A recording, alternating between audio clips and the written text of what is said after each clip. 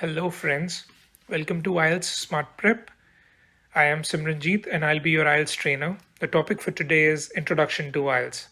Before moving further, let's first understand how do we pronounce this.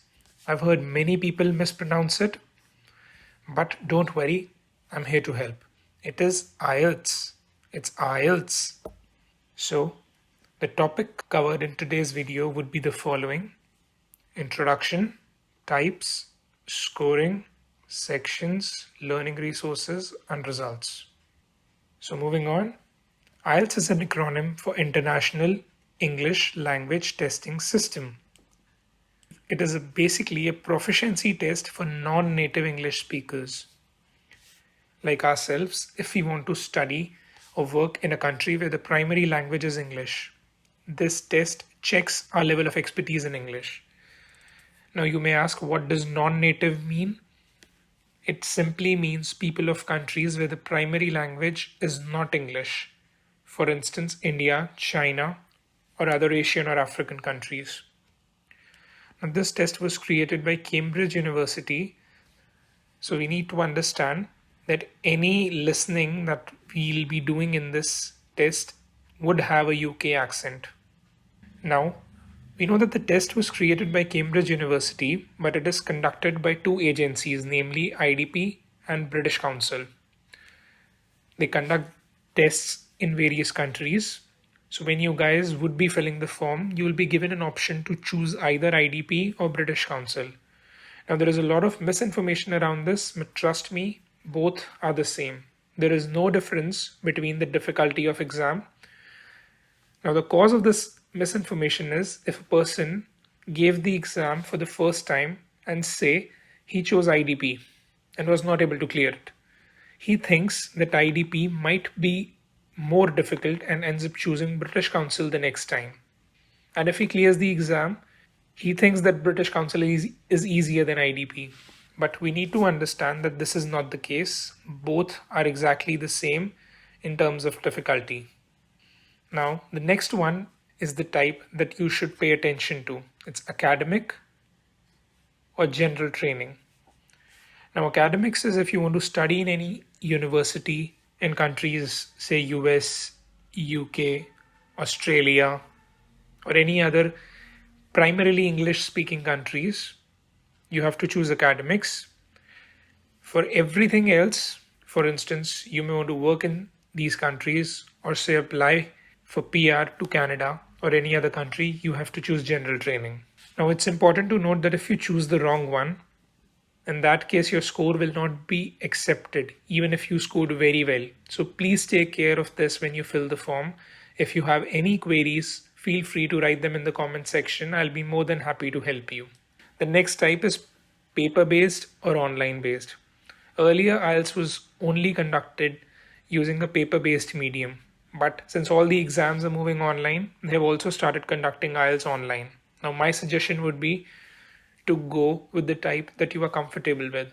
If you have past experience in giving online exams, like reading things in an online exam and answering them, so I'll suggest you go with online. Otherwise, pen and paper is equally good. Now, coming to the scoring section in IELTS.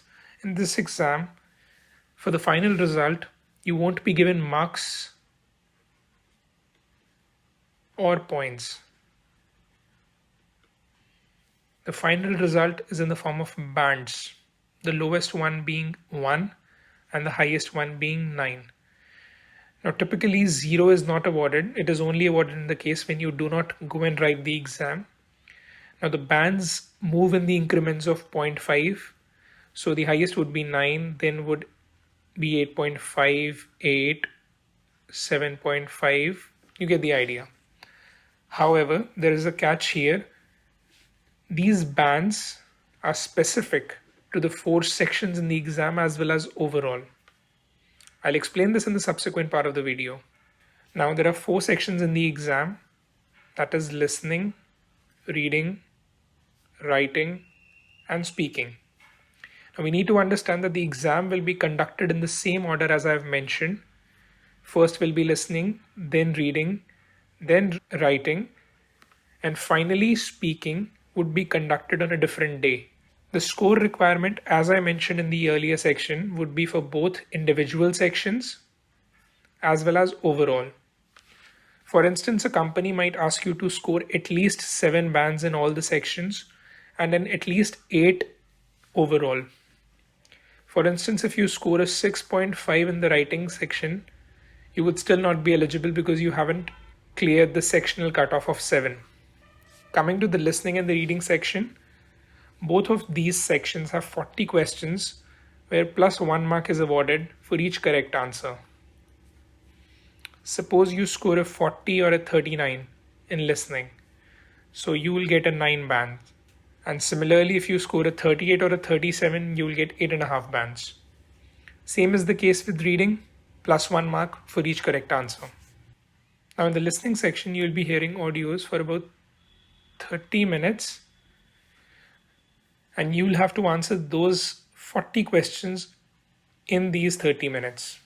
Now you have to note that no extra time would be given to write the answers. For reading section, you'll be given passages, and after reading those passages, you will have to answer questions. Coming to the writing section, for writing, IELTS judges you on 4 criteria. These are task achievement, coherence and cohesion, lexical resources, basically this is vocabulary, and finally grammatical range and accuracy. Now there will be 2 tasks in writing, T1 and T2. There is a small difference between general training and academic. For the T1 section, it is a report for academic and a letter for general training. Now T2 is an essay. So it's very important to practice this, as many people do not get their required bands in especially the writing section. Now total time for the listening, reading and writing section would be 2 hours 45 minutes. And all of these 3 sections will happen on the same day, as I've mentioned.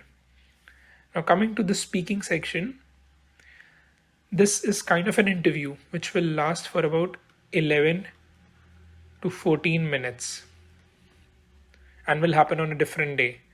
For speaking, IELTS again takes 4 things into consideration, which is fluency and coherence, lexical resources, which is, as I mentioned, vocabulary, grammatical range and accuracy, and finally pronunciation. This is too much information for one video, don't worry. I'll be making videos specific to each section in detail. So please subscribe to the channel and click on the bell icon to get all the notifications. There are a multitude of resources available on the internet, but if you consider my advice, the best resource is the official Cambridge Guide to IELTS.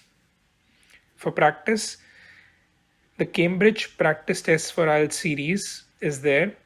So the latest edition is 14. So if you want to buy, you can have probably the last 2 editions, that is 13th and 14th. The links of both the above resources would be given in the description below if you plan to buy it. And thirdly, you can also follow our videos, as it is strictly in accordance to the official Cambridge Guide to IELTS. Coming to the test frequency.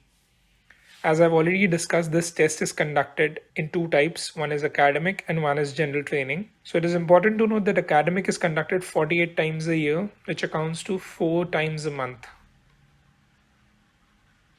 And general training is conducted 24 times a year, that is 2 times a month. So please plan accordingly. You can give IELTS as many times as you want, but do not do that. Since the exam costs around 14,000 rupees, you'll be wasting your hard-earned money. It's better to give the exam, try to understand the problems that you faced, and then re-give the exam after working sufficiently on those problems. So finally, the result.